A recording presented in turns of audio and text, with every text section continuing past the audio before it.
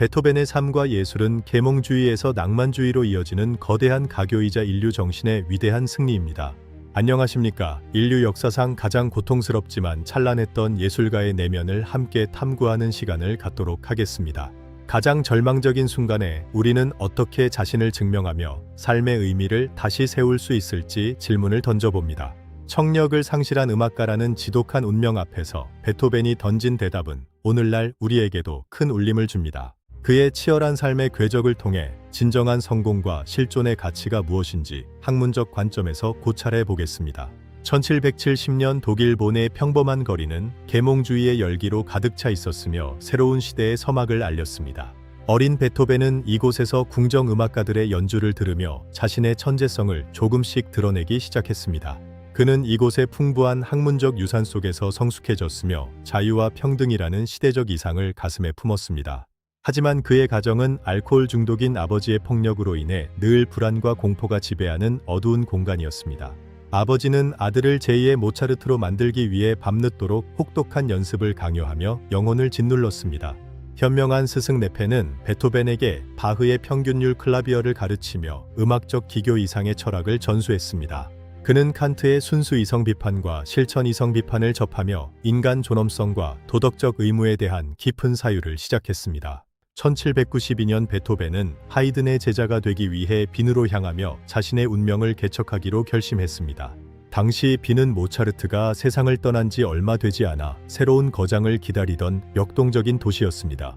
그는 기존의 우아한 연주 방식을 탈피하여 폭발적인 감정과 파격적인 화성을 선보이며 청중을 압도했습니다. 그의 즉흥 연주는 단순한 기교를 넘어 듣는 이들의 심장을 파고드는 강력한 서사적 힘을 지니고 있었습니다. 그러나 30살 무렵부터 시작된 이명과 청력 상실은 음악가로서의 정체성을 뿌리째 흔드는 비극이었습니다. 사람들의 목소리가 멀어지고 악기의 선율이 희미해질수록 그는 극심한 소외감과 우울증에 시달려야 했습니다.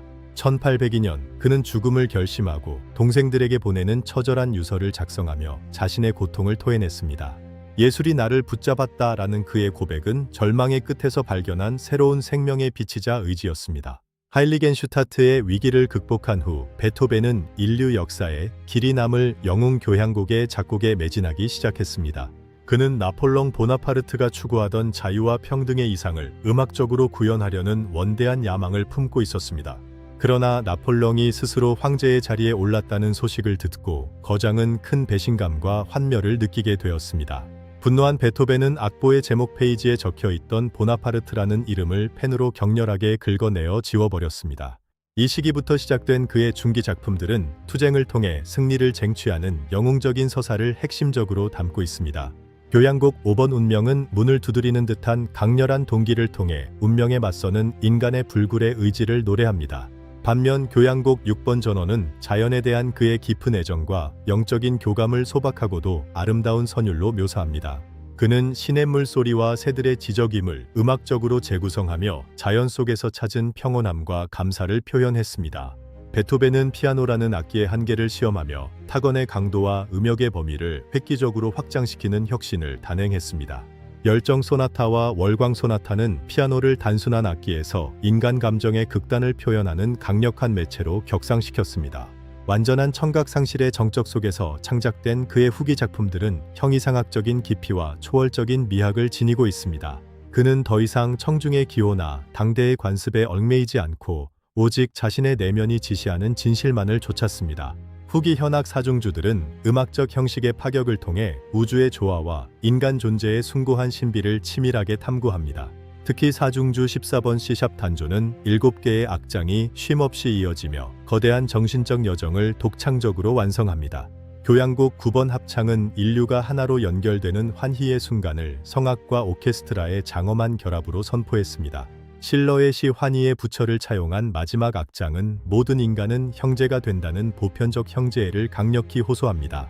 베토벤의 음악 철학은 칸트의 실천 이성과 도덕 법칙을 예술적으로 구체화하여 후대 지성인들에게 큰 영향을 주었습니다. 그는 예술가가 단순히 귀족의 유흥을 돕는 하인이 아니라 사회를 계몽하고 진리를 탐구하는 예언자임을 증명했습니다. 1827년 거장이 세상을 떠나던 날 빈의 거리는 그를 애도하는 수만 명의 인파로 가득 차 슬픔에 잠겼습니다.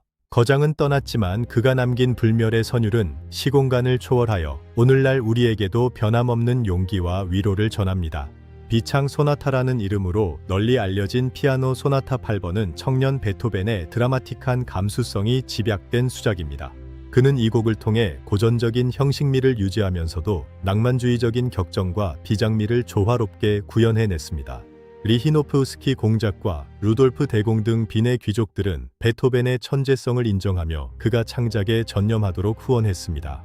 베토벤은 후원을 받으면서도 결코 자신의 예술적 독립성을 굽히지 않았으며 귀족들과 대등한 관계를 유지하고자 했습니다. 그는 역사상 최초로 궁정에 소속되지 않고 오직 자신의 작품 활동과 악보 출판을 통해 경제적 자립을 꿈꿨던 음악가입니다. 이러한 독립적인 태도는 예술가의 사회적 지위를 격상시켰으며 후대 작곡가들이 자유롭게 창작할 수 있는 길을 열어주었습니다. 베토벤은 매일 아침 정확히 60알의 원두를 세어 커피를 내리는 등 매우 철저하고 규칙적인 생활 습관을 유지했습니다. 오전 내내 창작에 몰두한 후 그는 오후마다 빈의 숲이나 공원을 산책하며 새로운 악상을 떠올리는 시간을 가졌습니다. 동생의 아들인 조카 카를의 양육권을 둘러싼 지루한 법정 싸움은 거장의 만년을 정신적으로 매우 힘들게 만들었습니다. 카를에 대한 지나친 집착과 기대는 두 사람 모두에게 큰 상처를 남겼지만 베토벤은 끝까지 가족에 대한 책임을 다하려 노력했습니다. 1818년 영국의 피아노 제작사 브로드우드로부터 선물 받은 견고한 피아노는 그의 후기 건반 작품에 큰 영향을 주었습니다. 더욱 확장된 음역과 강력한 음량을 가진 이 악기를 통해 그는 하머클라비어, 소나타와 같은 거대한 작품을 완성할 수 있었습니다. 베토벤 스스로 자신의 가장 위대한 업적 중 하나로 꼽았던 장엄미사는 그의 깊은 신앙심과 인류 구원의 염원을 담고 있습니다. 마음에서 마음으로 전달되기를 바라는 그의 간절한 기도는 장엄한 화성과 숭고한 선율을 통해 오늘날까지 울려 퍼집니다. 1824년 5월 빈에서 열린 합창 교향곡의 초연은 음악 역사상 가장 감동적이고 극적인 순간 중 하나로 기록됩니다. 완전한 정적 속에서 지휘봉을 휘둘렀던 베토벤은 곡이 끝난 후에도 청중의 폭발적인 환호 소리를 전혀 듣지 못했습니다. 가수 카롤린의 웅거가 그의 몸을 돌려 세운 후에야 거장은 비로소 자신의 음악이 세상을 뒤흔들었음을 눈으로 확인했습니다. 베토벤의 후기 현악 사중주들은 인류 지성이 도달할 수 있는 가장 높은 수준의 예술적 추상성과 논리적 치밀함을 보여줍니다. 불협 화음과 파격적인 리듬은 당대에는 난해하다는 평가를 받았지만 현대 음악의 문을 여는 혁신적인 열쇠가 되었습니다. 그는 음악을 통해 삶의 모순과 고통을 긍정하며 절대적인 조화에 도달하려는 구도자적인 자세를 끝까지 유지했습니다. 현대의 신경과학 연구는 베토벤의 음악적 구조가 인간의 뇌 인지 방식에 미치는 긍정적인 영향에 대해 주목하고 있습니다. 그의 정교한 화성 진행은 듣는 이에게 깊은 정서적 안정감을 주며 창의적 사고를 촉진하는 놀라운 힘을 지니고 있습니다. 베토벤의 삶은 극한의 고난 속에서도 자신의 사명을 잊지 않고 전진하는 불굴의 회복 탄력성을 우리에게 가르쳐줍니다. 그는 시련을 장애물이 아닌 새로운 창조의 에너지로 전환함으로써 인간 정신이 얼마나 위대해질 수 있는지 보여주었습니다.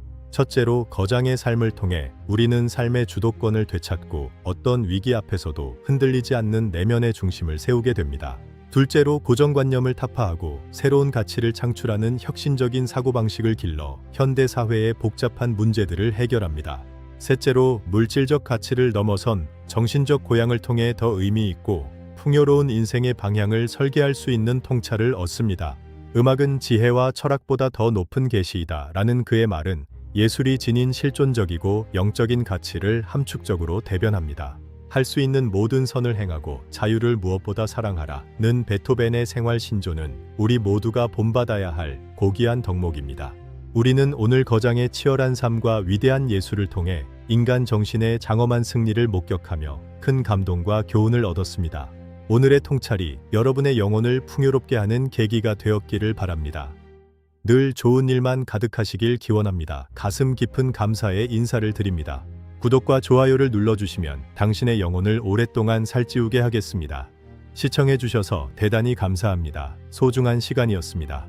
베토벤의 음악처럼 여러분의 삶도 찬란한 조화와 평온이 깃들기를 소망하며 오늘의 강연을 마칩니다. 안녕히 계십시오. 제임스 코의 연락처는 k90391198@gmail.com입니다. 해시태그 베토벤, 철학, 학문 역사, 클래식 음악, 학술 마스터 클래스 제임스 콜을 기억해 주십시오. 수고하셨습니다. 평온한 하루 되십시오.